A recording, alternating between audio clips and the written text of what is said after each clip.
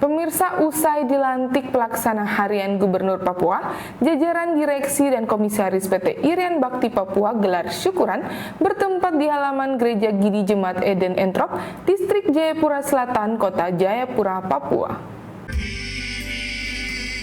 Jajaran direksi dan komisaris PT Irian Bakti Papua menggelar ibadah syukur usai dilantik pelaksana harian PLH Gubernur Papua untuk menduduki jabatan di perusahaan tersebut.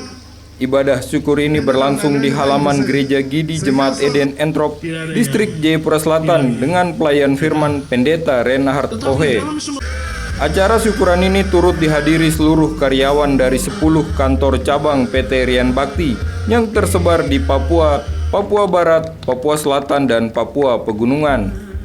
Direktur Utama PT Irian Bakti Papua, Yarius Balingga, menyampaikan rasa syukurnya sebab di era kepemimpinannya, perusahaan yang sudah puluhan tahun beroperasi itu naik status dari perusahaan daerah menjadi perseroan terbatas.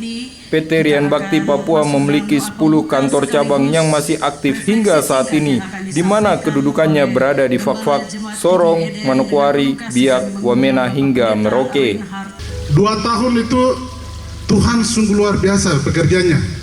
Status yang kita ajukan surat kepada teman-teman DPR sampai dengan pusat, tidak pernah ada menghalang dan tidak pernah janji nanti dari bulan depan kamu datang, itu tidak. Tapi sampai dengan dirjen pun dia sudah tanda tangan. Nomor registrasinya itu cepat keluar. Kami tidak pernah bayar sekalipun sedetik pun juga tidak.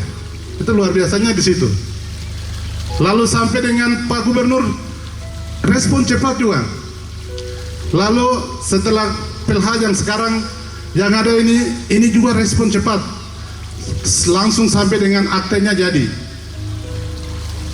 Setelah itu waktunya bulan kemarin akte sudah tanda tangan. Lalu Pak Pelhagub sampaikan bahwa lebih cepat lebih bagus, harus kamu dilantik. Sehingga dijadwalkan tanggal 27 hari ini kami resmi dilantik.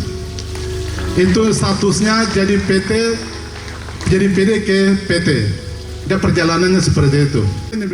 Yarius berharap perusahaan yang dipimpinnya dapat semakin berkembang dan melebarkan sayap bisnis tidak hanya di Papua dan Papua Barat, namun dapat menjangkau seluruh daerah di 4 provinsi.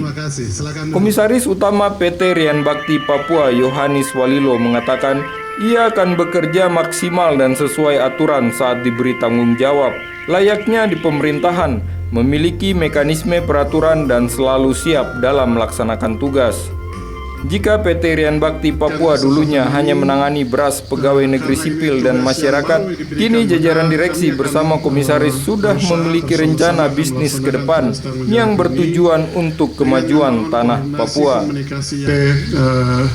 Irian Bakti Papua sudah punya program yang sudah direncanakan atau rencana bisnis dan lain sebagainya yang sudah ada maupun akan apa yang ke depan dibuat.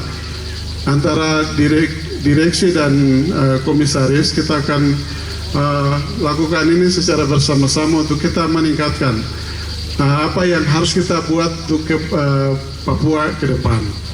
Sementara perubahan bentuk badan hukum perusahaan daerah Irian Bakti menjadi perseroan terbatas, PT Irian Bakti Papua Perseroda ditetapkan tanggal 3 Oktober 2022 lalu di bawah kepemimpinan Yarius Balingga.